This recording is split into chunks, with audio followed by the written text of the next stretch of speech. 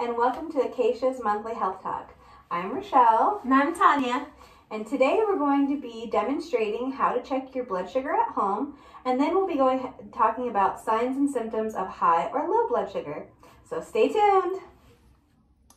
So the first thing we're going to discuss is how to use a home glucose monitor. If you do not have one, they can be purchased at Walmart, Target, online, or at your local pharmacy. If you cannot afford one, please let your social worker know, and we may be able to help provide you with one. Okay, so the first thing we want to do is make sure the meter is clean and ready for use. You can go ahead and clean your meter. Okay. Next, we're going to remove a test strip from the container. You want to make sure to close the container immediately after use because the test strips can become damaged if they get exposed to moisture. Next, we're going to go ahead and put the strip in the machine. Then I will go ahead and clean the finger.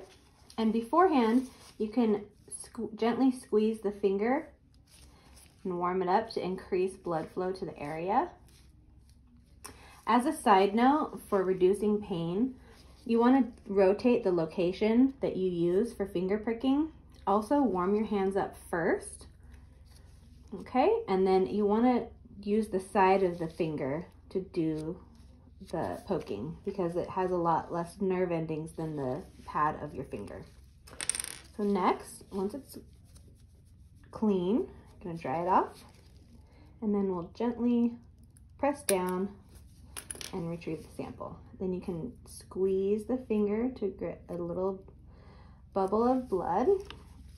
And then I will take my test strip and I'll touch it to the blood. And once it registers and starts to count down, then you'll know that you have enough blood for the reading. Okay, you can see that blood sugar is 85, and that is very good. Now we'll move on to our next step, which is cleaning the finger. You want to pinch to stop the blood flow, and then when you're done, you want to throw the lancet in a sharps container. If you do not have one, you can get one from your local pharmacy. Okay. Okay, now that we've demonstrated how to check your blood sugar, let's talk about what your readings could mean. First, let's talk about hypoglycemia, or low blood sugar. If you have hypoglycemia going on, you might feel shaky, nervous, anxious.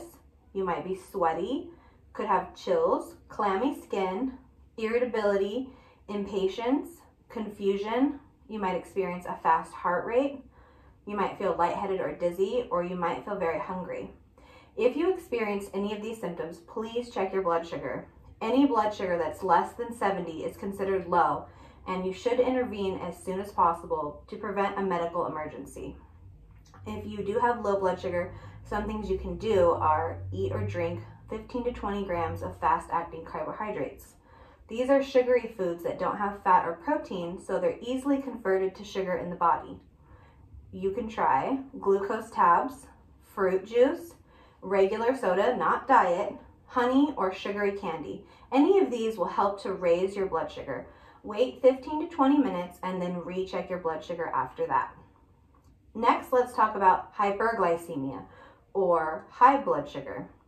You might experience frequent urination, increased thirst, blurred vision, fatigue, and headache. If you're not insulin dependent and your glucometer reads very high, please seek emergency medical attention because untreated high blood sugar can be considered a medical emergency. To prevent a reoccurring high blood sugar, you want to make sure that you're drinking plenty of water. Drinking water can help flush out some of the excess glucose in the blood. You can maintain your physical activity to help control your blood sugar. Make sure you're always taking your medications as prescribed. Follow your diabetes eating plan from your physician. Make sure to eat smaller portions and avoid sugary beverages and frequent snacking. Check your blood sugar often. I would recommend checking your blood sugar daily if you've been having problems with high or low blood sugar. And then go ahead and write it down so you can keep a record. And then report to your doctor if you have any changes in your blood sugar readings. This way you can recognize trends and Your doctor can offer you advice or adjust your medications as needed. So this concludes our health talk for today. If you have any questions, please go ahead and leave them in the comment section below, and we'll make sure to go ahead and answer them for you. If not, you can ask your questions during your weekly calls from your nurse, and we'll look forward to seeing you in the next video. Bye!